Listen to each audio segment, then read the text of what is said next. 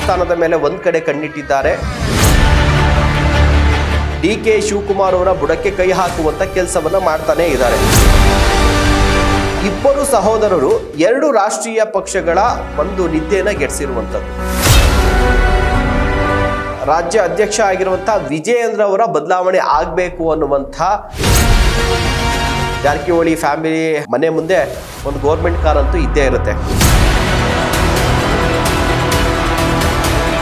ಇತ್ತೀಚಿನ ಕೆಲವು ವರ್ಷಗಳಲ್ಲಿ ರಾಜ್ಯ ಸರ್ಕಾರ ಯಾವುದೇ ಇರಲಿ, ಬೆಳಗಾವಿಯ ನಾಯಕರು ಮನಸ್ಸು ಮಾಡಿದ್ರೆ ಆ ಸರ್ಕಾರವನ್ನ ಡಿಸ್ಟರ್ಬ್ ಮಾಡುವಂತಹ ತಾಕತ್ತು ಅವರಿಗಿದೆ ಅಂತ ಹೇಳಿ ಪದೇ ಪದೇ ಪ್ರೂವ್ ಆಗ್ತಾನೆ ಇದೆ. ನಡೀತಾ ಇರುವಂತಹ ರಾಜಕೀಯ ಬೆಳವಣಿಗೆಗಳು, ಈ ಹಿಂದೆ ನಡೆದಂಥ ರಾಜಕೀಯ ಬೆಳವಣಿಗೆಗಳನ್ನು ಗಮನಿಸಿದಂಥ ಸಂದರ್ಭದಲ್ಲಿ ಇದು ನಿಜ. ರಾಜಕಾರಣವನ್ನ ರಾಜ್ಯ ಸರ್ಕಾರವನ್ನ ನಡೆಸ್ತಾ ಇರುವಂತಹ ಯಾವುದೇ ಪಕ್ಷವನ್ನ ಬೆಳಗಾವಿಯ ನಾಯಕರು ಜಾರಕಿಹೊಳಿ ಕುಟುಂಬ ಬೇರೆ ಯಾರೂ ಇಲ್ಲ, ಅವರು ಮನಸ್ಸು ಮಾಡಿದ್ರೆ ಶೇಕ್ ಮಾಡುವಂತಹ ಒಂದು ಕೆಪಾಸಿಟಿನ ಇಟ್ಕೊಂಡಿದ್ದಾರೆ ಅನ್ನುವಂಥದ್ದು ಮೇಲ್ನೋಟಕ್ಕೆ ಸಾರ್ವಜನಿಕರಿಗೂ ಕೂಡ ಗೊತ್ತಾಗ್ತಾ ಇರುವಂಥ ವಿಚಾರ. ಈ ಹಿಂದೆ ಬಾಲಚಂದ್ರ ಜಾರಕಿಹೊಳಿಯವರು ಕೂಡ ತಮ್ಮದೇ ಒಂದು ಬಡವನ್ನ ಕಟ್ಕೊಂಡು ಸರ್ಕಾರವನ್ನ ಶೇಕ್ ಮಾಡುವಂಥ ಕೆಲಸವನ್ನ ಮಾಡಿದ್ರು. ಅದಾದ ಬಳಿಕ ರಮೇಶ್ ಜಾರಕಿಹೊಳಿ ಇದ್ದಂತಹ ಒಂದು ಮೈತ್ರಿ ಸರ್ಕಾರವನ್ನೇ ಬೀಳಿಸಿ ಹೊಸ ಸರ್ಕಾರವನ್ನೇ ಬಿಜೆಪಿನ ಅಧಿಕಾರಕ್ಕೆ ತರುವಲ್ಲಿ ಯಶಸ್ವಿಯಾದರು.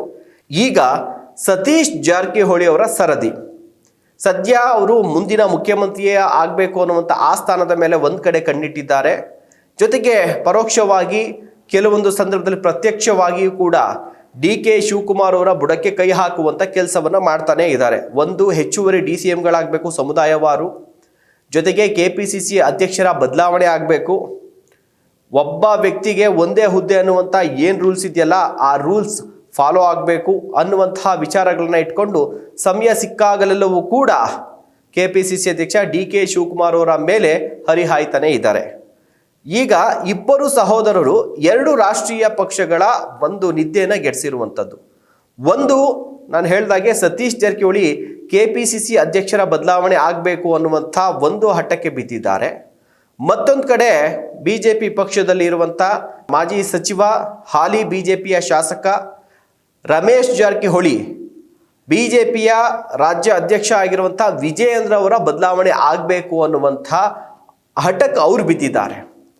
ಈ ಇಬ್ಬರು ನಾಯಕರ ಹಠಕ್ಕೆ ಎರಡೂ ರಾಷ್ಟ್ರೀಯ ಪಕ್ಷಗಳಲ್ಲಿ ಎಲ್ಲವೂ ಕೂಡ ಸರಿ ಇಲ್ಲ, ಇದರಿಂದ ಡಿಸ್ಟರ್ಬ್ ಆಗಿದೆ ಪಕ್ಷಗಳು ಅನ್ನುವಂಥದ್ದು.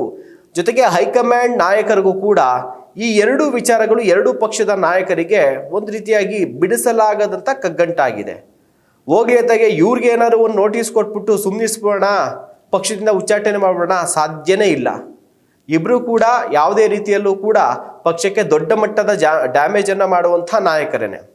ಸೊ ಈ ಒಂದು ಕಾರಣಕ್ಕೆ ಈ ಎರಡೂ ಪಕ್ಷಗಳಲ್ಲಿ ಒಂದೇ ಕುಟುಂಬದ ಇಬ್ಬರು ನಾಯಕರು ಡಿಸ್ಟರ್ಬ್ ಮಾಡ್ತಾ ಇದ್ದಾರೆ ಎರಡು ಪಕ್ಷಗಳನ್ನು ಅನ್ನುವಂಥದ್ದು ಮೇಲ್ನೋಟಕ್ಕೆ ಗೊತ್ತಾಗ್ತಾನೆ ಇದೆ. ಸದ್ಯಕ್ಕೆ ವಿಜಯೇಂದ್ರ ಅವ್ರನ್ನ ಕೆಳಗಡೆ ಇಳಿಸುವಂಥದ್ದು ಅಷ್ಟು ಸುಲಭದ ಮಾತೇನಲ್ಲ. ಯಾರೋ ರಮೇಶ್ ಜಾರಕಿಹೊಳಿ ಮಾತು ಕಟ್ಕೊಂಡು ಅವರು ವಿಜಯೇಂದ್ರ ಅವ್ರನ್ನ ಕೆಳಗಡೆ ಇಳಿಸುವಂಥ ಸಾಧ್ಯತೆಗಳು ತೀರಾ ಕಡಿಮೆ. ಯಾಕಂದರೆ ಯಡಿಯೂರಪ್ಪ ಅವರ ಮಗ ಅನ್ನುವಂಥ ಕಾರಣಕ್ಕಾಗಿ. ಮತ್ತೊಂದು ಕಡೆ ರಮೇಶ್ ಜಾರಕಿಹೊಳಿ ಏನು ಒಬ್ಬಂಟಿಯಾಗೇನಿಲ್ಲ, ಅವ್ರ ಜೊತೆ ಒಂದಷ್ಟು ಜನ ಶಾಸಕರನ್ನು, ಹಾಲಿ ಮಾಜಿ ಶಾಸಕರನ್ನು ಕಟ್ಕೊಂಡು ಅವ್ರದ್ದೇ ಆದಂಥ ಒಂದು ಗೇಮನ್ನು ಆಡ್ತಾ ಇದ್ದಾರೆ.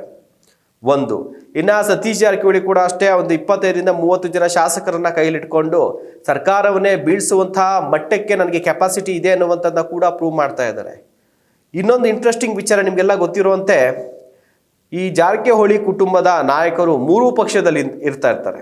ಯಾವ ಒಂದು ಪಕ್ಷ ಅಧಿಕಾರಕ್ಕೆ ಬರುತ್ತಲ್ಲ ಆ ಪಕ್ಷದಲ್ಲಿ ಒಬ್ರು ಇದ್ದೇ ಇರ್ತಾರೆ. ಈಗ ಎಕ್ಸಾಂಪಲ್ ಸತೀಶ್ ಜಾರಕಿಹೊಳಿ ಕಾಂಗ್ರೆಸ್ನಲ್ಲಿದ್ದಾರೆ, ಕಾಂಗ್ರೆಸ್ ಅಧಿಕಾರಕ್ಕೆ ಬಂತು ಅಂತಂದರೆ ಅಲ್ಲಿ ಸತೀಶ್ ಜಾರಕಿಹೊಳಿ ಮಂತ್ರಿ ಆಗೇ ಆಗ್ತಾರೆ.